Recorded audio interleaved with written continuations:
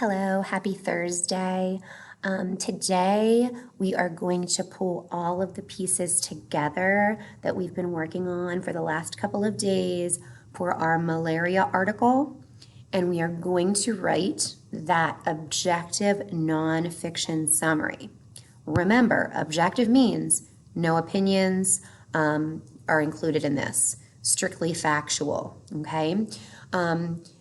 Up on the screen here, you can see that this is the format that I'm looking for in your paragraph, okay?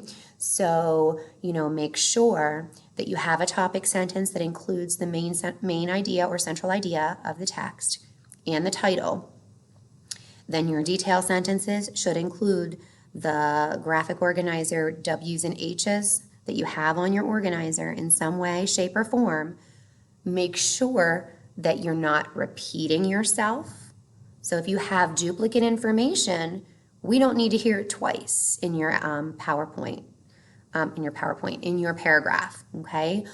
So make sure that you take the information that you have in your graphic organizer, but don't repeat information. So we only need to hear it once and put it into sentence format, okay? And then your concluding sentence, don't forget, you are restating the main idea. So make sure that you switch up the wording to that, okay? As always, if you have any questions or concerns, please, reach out to me. I am available by email all day. So I think you guys will do an absolutely wonderful job on this.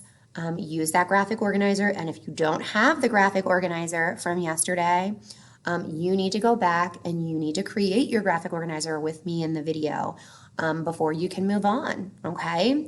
All right, well, have a great day. Bye.